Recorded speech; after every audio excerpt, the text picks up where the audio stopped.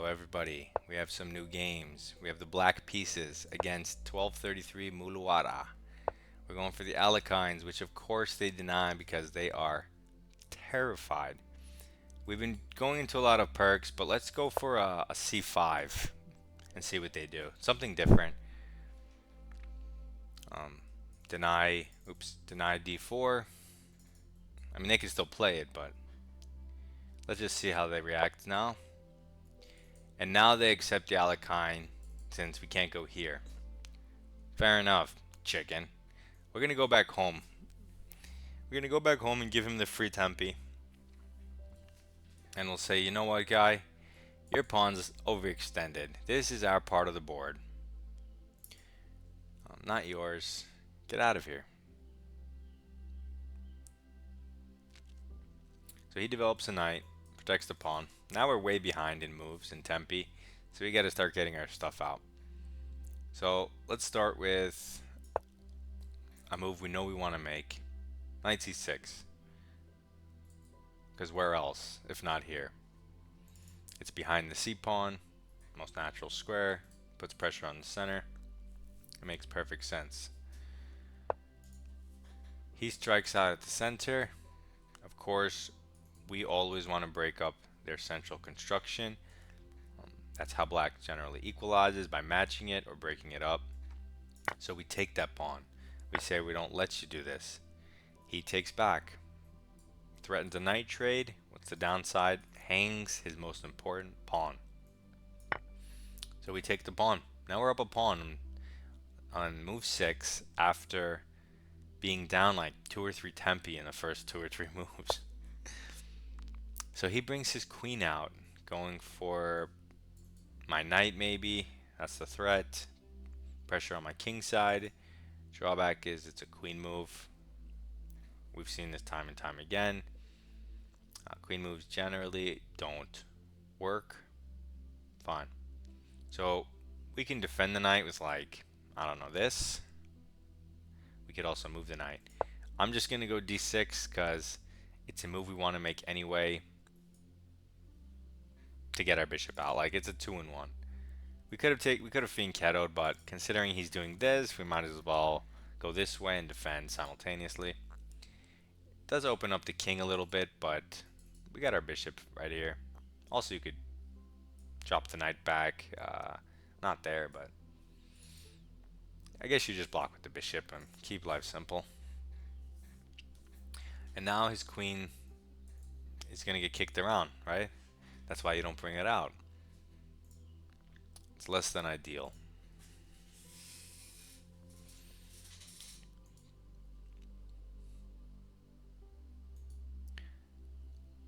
So what's he thinking about? It's the beginning of the game. Your game just started. Bring your stuff out. Make a move, guy.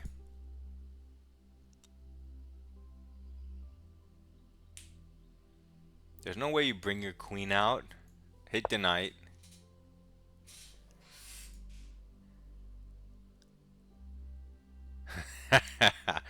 I'm like, did I just fall for checkmate or something? What?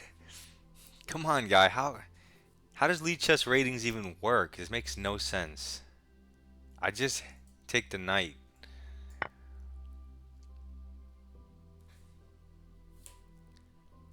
What?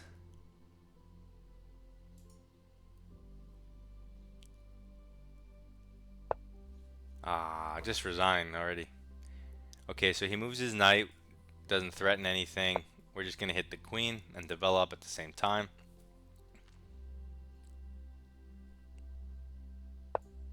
He moves his queen, blocks his own bishop. Because I'm up 4 points of material, I'm gonna take the knight. Just a simple trade. He's hitting this. That's fine. I'm gonna just drop my knight back to its most natural square, get out of any weird attack moves. I'm gonna drop this back, and now I did bring my pieces back, but now it's fully consolidated. And with my setup here, like this, he has no pressure. No pressure on anything. That's why the Sicilian sometimes is hard to crack. He castles, but the downside is there's maybe a fork on d5.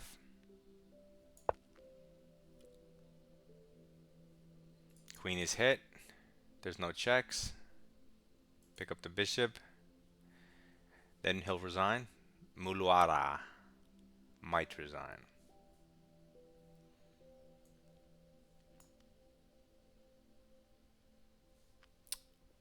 Maybe? Come on. You can do it. No, you can't. I blundered a pawn. Awesome. I forgot I wasn't castled, guys. I got too high and mighty. That's fine. He could have the pawn. We'll just say it was all calculated. I just got excited because I was up a piece. So I thought this guy was just going to blunder everything. So I didn't even check. But obviously the pawn is pinned. You cannot recapture. However, I'm up a full knight, so it does not matter. His bishop happens to be hanging in this position because I blocked the pin. I'm ready to castle. He has to move his bishop, otherwise he hangs it. Taking my knight is a bad move because it develops my bishop on an awesome diagonal with tempo. So he should retreat his bishop to one of these squares. Probably. And then I'll castle. But there's no, he can resign. He's down a piece. Even if I blunder a central pawn, that's still not going to help him.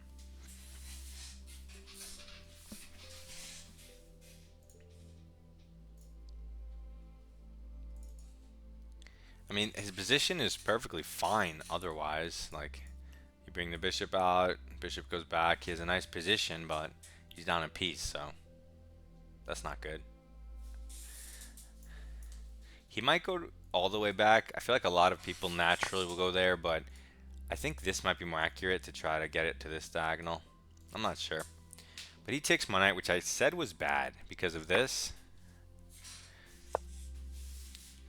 And he moves his queen up, threatening this pawn. But this is also bad because now I get to do the exact same thing with my other bishop. Nice diagonal with tempo. Then I get to castle, and my bishops are better than his one bishop and his imaginary bishop. So yeah, this is not good for him. You also could have forced the queen trade maybe with this, threatening mate. But I'm going to do that now actually, threaten mate. Maybe he won't see it. End the game quickly. Either way, it's a good move. He does see it. What's the drawback of this move? Weakens the dark squares.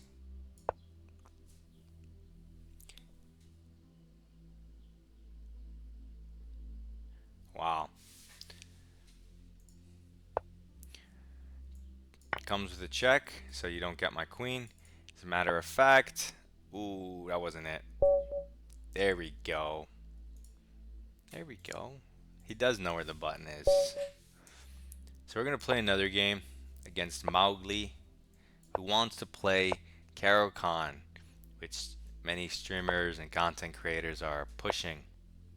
So this guy goes c5, a popular and fun variation of the advanced Caro-Kann. You should take this pawn. Most people just play c3, but you should take this pawn and go into some type of weird other structure than the typical Caro you play. So he brings out the knight, I guess attacking my pawn. I'm going to develop my knight, protect my pawn. He's going to develop his bishop, pin my knight, which is protecting the pawn. I'm going to develop my bishop and pin his knight, which is attacking the pawn. So it's kind of funny. I'm currently up a pawn, and if my opponent left the game, let's say he goes e6, right? Closing his pawn chain, attacking my pawn. Now I go b4, his knight's pinned, and if he tries to undermine me, I just go c3. So now he does open up, he came back, attacks my pawn, but the reason that this variation isn't the main line is because white tries to keep this pawn. So he attacks my bishop, that's the threat. But I don't have to take. I think I can move back, keep the pin if he tries to break the pin, and passant, he brings the queen out. What happening there? Wait, here, here, here, here.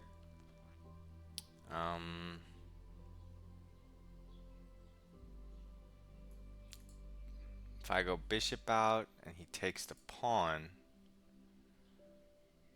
what are we looking at there? I feel like that can't be good for him. I feel like he's gonna lose too many tempi with his queen. I'm gonna kick it with my minor pieces maybe. Okay, so he doesn't go for that. He goes bishop e7. This doesn't threaten anything. It prepares castling. But I kind of get a move, so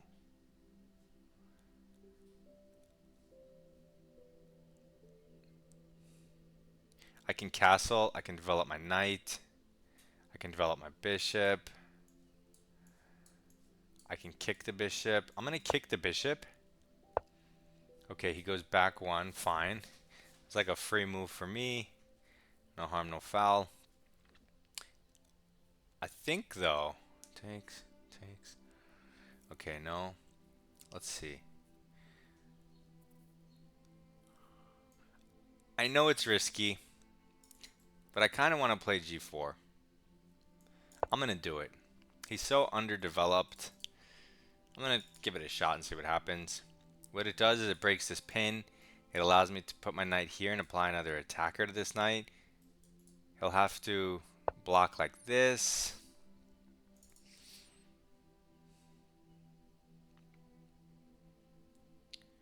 Huh. If I push and he pushes, I can push one more. Push. I can leave it there. If I go here and he goes rook c1, takes. I guess if my queen's on e2, stuff will be hanging. So maybe I can make that preparatory move. c4. Not sure I'm ready for that. I still have pieces undeveloped. Dark square bishop. Where exactly do I want it? I'm not sure. Knight. Let's start with queen e2. He tries to break out of his cage with f6. But that undefends these light squares. So if I take, this is hanging. That can't be good for him because this is a thing. Also, this threatens stuff. So even if he defends this pawn, then I could take here. So both moves look good. This develops his pieces, so let's go with the other good looking move. We're gonna go with this good looking forcing move. Okay, he takes the pawn in the center, but that hangs tactics here and here. Which one's better though? This threatens the queen. He can't just let me take a piece, right? Because then I win. But if he takes back, I get a pawn and the exchange and the attack. Now if I take this one, I'm hitting the queen. Queen has to go somewhere. Let's say here. So now I get a second pawn. King has to move somewhere.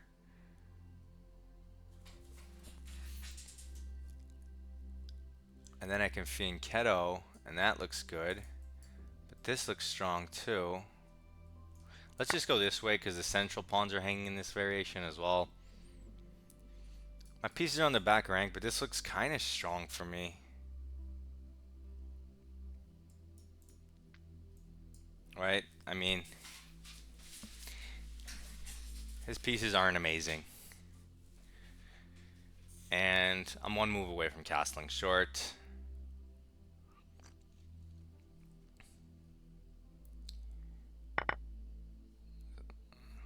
I wonder what he does. I mean, he can't block with the queen, so if he moves his king, I do have checks. He can block with minor pieces, but those all walk into g5. Let me take this first. Now I also could take, but that lets his minor pieces develop easily, which I don't like. This also x-rays the queen, which can allow me to play something tricky like c4 later. I think this check makes sense because whatever he does, well, he can move his king back. Let's say he moves his king back. And then what's my queen doing there? That's a good question. Although here, king back, c4. He does knight out. Yeah, I should probably develop my pieces. Yeah. Yeah. Let's fianchetto. Okay, so he opens up the queen's diagonal and the rook. That's the threat. So I have to be careful.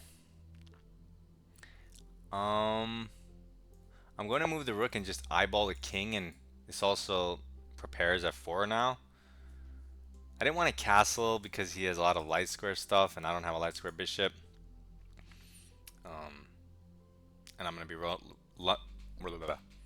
to be running low on time pretty soon. So let's just develop our last piece and control this square, which he's clearly trying to hit. And now if I can castle and get a rook behind this queen, that would be awesome. He's bringing his queen in, which threatens some pawns, but I'll gladly...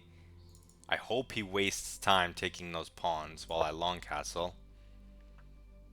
Because if I consolidate, I just win. I mean, I just win anyway, but... So he goes here, but threatening my king side and my queen. Downside is it opens up my bishop. Also, it's hanging. So I take it. This is hanging. Okay, so he takes a pawn, and now he's threatening the d3 pawn. Fine.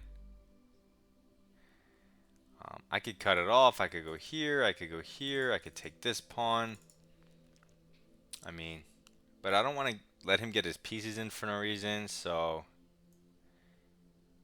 I feel like this is a good move. It threatens a royal fork and kind of says, hey, you got a piece trade if you want to continue doing what you're doing.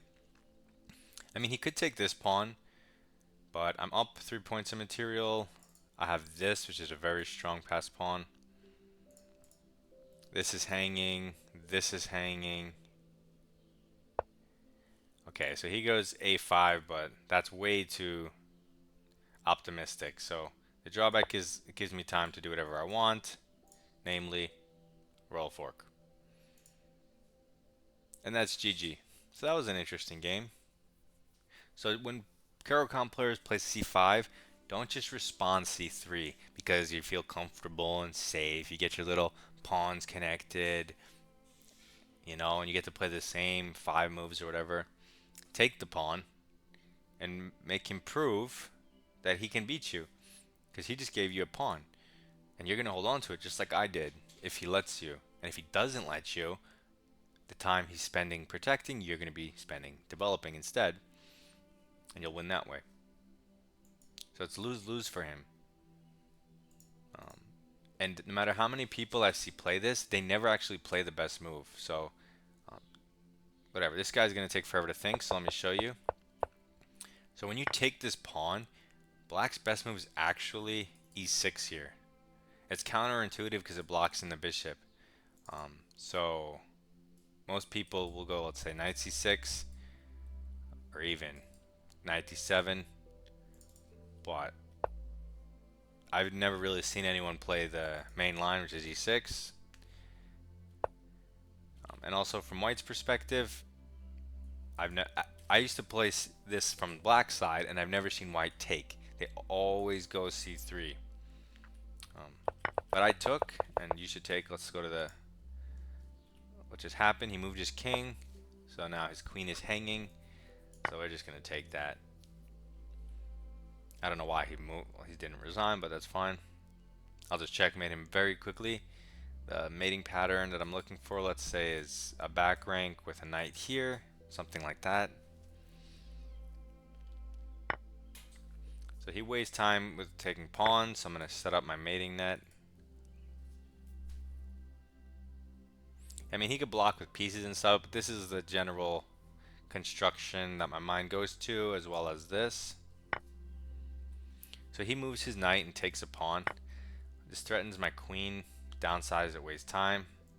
It was also on the square, and he moved away from the square. So opens diagonal. I take with check. Defended by bishop. He has to go here. I take the rook with check. Hopefully he'll resign now. And I guess I didn't need my rooks. He doesn't resign. He just moves his king around. So I'm just going to bring some pieces in. I wish I could throw all my pawns off the board so I could just check in with my rooks, but that's illegal. So he does it for me. He takes pawns. Thank you very much, guy. I'm going to take his bishop. I'm going to attack his bishop. Actually, let me not pre-move in case he takes. It's still winning, but I'm just going to push because I don't want my pawns. I want to get rid of them. I don't care.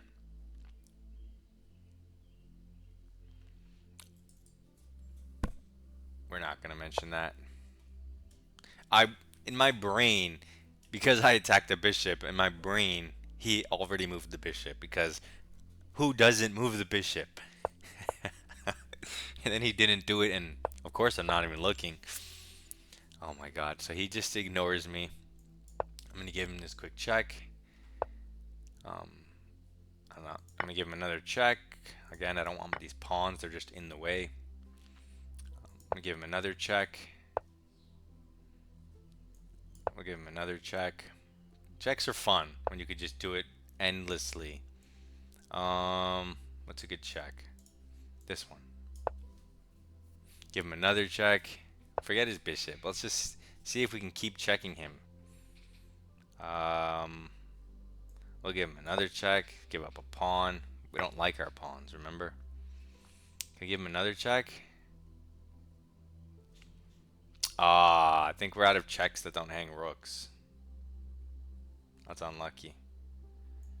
So we're just going to take this pawn and give up our rook. Okay, he doesn't take it. He gives us a spite check, which whatever we just take. Take our rook, guy. What's this guy playing for?